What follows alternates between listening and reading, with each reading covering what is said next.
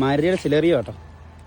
അങ്ങനെ വെറുതെ ഇത് കുരങ്ങ് അതിശയമൊന്നുമില്ല, അത്ഭുതമൊന്നുള്ള കാര്യമല്ല. Yes guys, we are going to Bangalore. നമ്മൾ ബാംഗ്ലൂരിലോട്ട് പൊയ്ക്കൊണ്ടിരിക്കുകയാണ് ഞാനും ചേട്ടനും. അപ്പോൾ നമ്മളൊരു വളവ് കഴിഞ്ഞപ്പോൾ കണ്ട കാഴ്ച കേട്ടോ. ഞാൻ ആളുടെ വിചാരിച്ചിട്ട് ഇവിടെ നിർത്തിയത് കേട്ടോ. അപ്പോൾ ചേട്ടനെ നിർത്തി. അവിടുന്ന് വന്നിട്ട് പിടിച്ചിട്ട് കിട്ടാതെ വന്നാൽ തോന്നുന്നുണ്ട് ഈ ഭാഗത്ത് നിന്ന് വേണ്ടിയത്. അതിശയമൊന്നുമില്ല, അത്ഭുതമൊന്നുള്ള കാര്യമല്ല. ഈ റോഡിൽ മിക്കവാറും ഇങ്ങനത്തെ സംഭവങ്ങൾ നടക്കാറുള്ളതാണ്.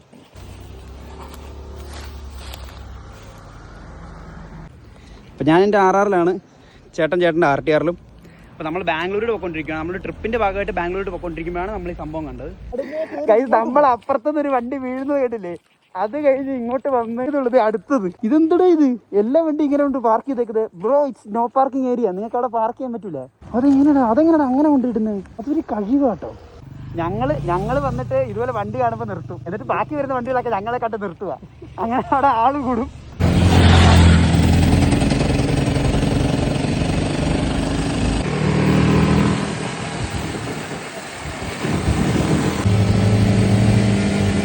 ഇപ്പം ഫുഡ് കഴിച്ചോണ്ടിരിക്കുക കേട്ടാ.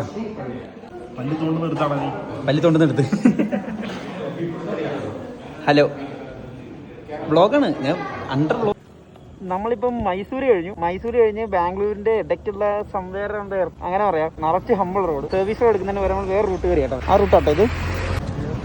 യെസ്, അങ്ങനെ നീണ്ട യാത്രയ്ക്ക് ശേഷം നമ്മൾ ലക്ഷ്യസ്ഥാനത്ത് എത്തിയിരിക്കുകയാണ് guys. We are the palmed house. ഇനിയിപ്പോൾ ചേട്ടനെ വിളിക്കുക, പോവുക. നമ്മളൊരു ബംഗളൂരു ചായ കുടിക്കാൻ കഴിയും. റിവ്യൂ നാളെ രാവിലെ. അങ്ങനെ നമ്മൾ ചേട്ടനെ കണ്ടുമുട്ടിയേട്ടാ. യെസ്, ഇനി ഫുഡ് കഴിക്കുക, ഉറങ്ങുക. അപ്പം ശരി, ബാക്കി നാളെ.